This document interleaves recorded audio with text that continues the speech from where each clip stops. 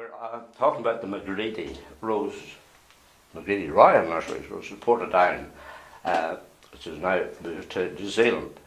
My association with McGredy is an interesting one in that my grandfather, Tom Weir, and this is my grandfather, he was hybridist Sam McGredy the fourth. His father, Sam McGredy the third, Granda was his hybridist, and he was also hybridist Sam's sister Molly. Now, Granda retired in 1946, but he'd been with the company since something like 1900. And he would have worked on all the roses of that period, famous roses that came out in those days, with the likes of Mrs. Sam McGredy, etc., etc.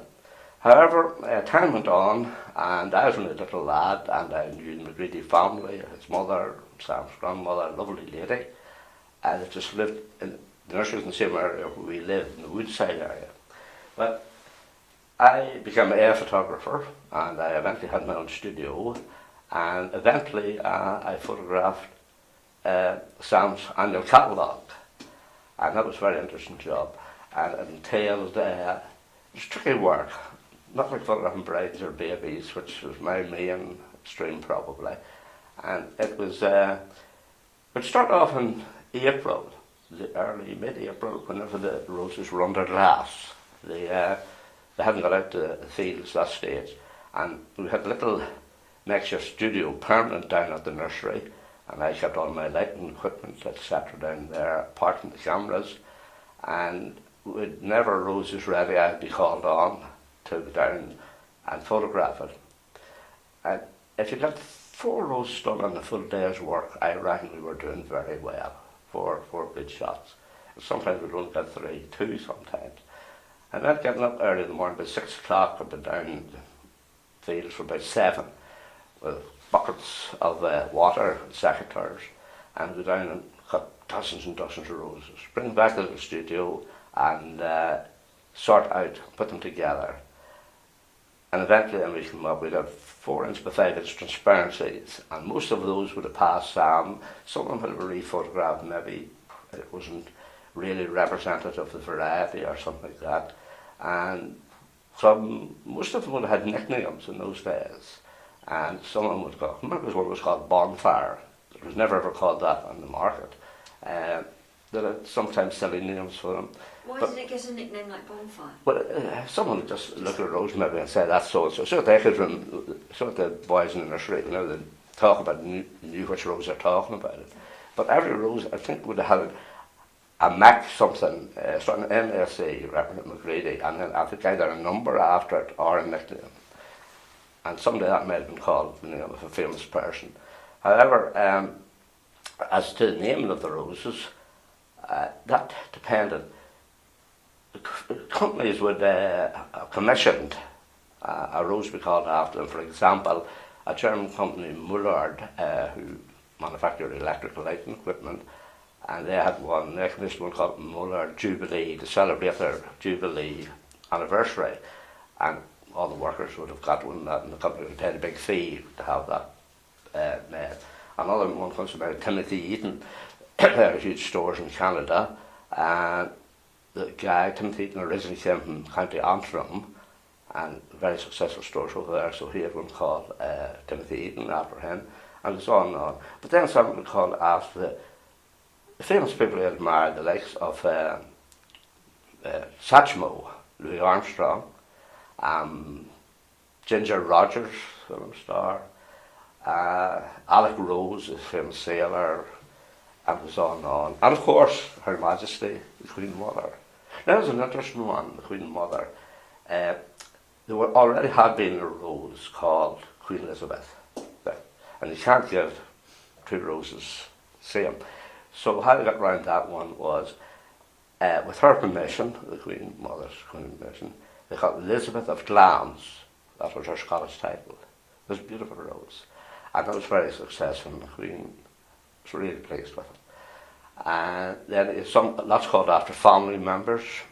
Molly, his sister, Paddy, another sister, Uncle Walter, who was married to Sam's aunt, who Uncle Walter ran the nursery while Sam was in his teenage days and young days.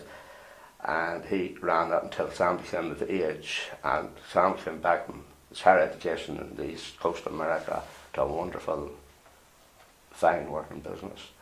Other family members would be, there's one now, for example, Adair Roche, and he would have been the architect of Sam's new house. So it goes on like that forever and ever. The most interesting one, though, that I also have in mind is this boy. This is a catalogue that flashed about. I don't know if the camera can see that or not. But that was called Picasso. Now, that's an interesting one. There never was a rose of that type before. Sam called the hand-painted roses. And that was the first of the hand-painted, so to speak, roses. Now, there's a famous company in England, China, and they made hand-painted china. And they'd heard of this rose, and they wanted to call it after their company name. So Sam said, no. He said, no, I want this called Picasso if he will allow me. And if he doesn't, then we'll come back and you can have first refusal. So I was told to take some shots of this rose to be sent to Picasso. Now the problem was finding Picasso, very difficult. So eventually he found his agent in Paris and sent on the transparency in a letter explaining, could you have permission to call this particular rose Picasso? A long time passed, no reply, no answer, and he was really getting a bit concerned. And the company in England were hoping that it wouldn't happen. However, about 6 months later, a message came through from Picasso's agent that Picasso would be delighted to have the rose called after him. And Sam was delighted. So I got the instructions then to go ahead and get something, maybe a bit arty or something like that. So I couldn't come up with art. The only thing I did do was I had a little palette, some oil paints and plaster. We say slapped on a few colours that looked like it, and he was pleased with it. And that was the photograph that marked that rose, very successful seller. But it was lots of names in there. The other one, Swan Lake, this little boy here, that's an interesting one in that we were photographing into the studio, and for that particular year's catalogue, they sent an art director over from London and his secretary, and he was instructing me what we had laid on out of the page. And Sam happened to come into the studio and see how we're getting on. He said, Sam McGredy said, any idea what we'll call this one? And the art guy, he said, well, thought for a while, came up with a name. I don't think so. And his little secretary, she thought for a while and came up with a name. Maybe not.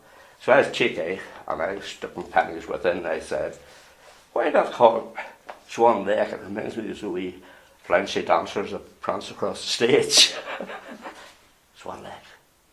So, I said, but there's bound to be a rose called Swan Lake with a name like that.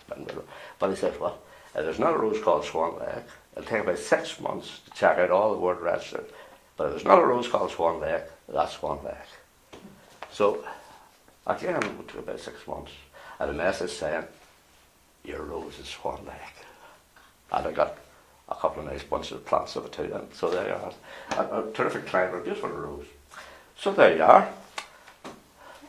I'm sacked.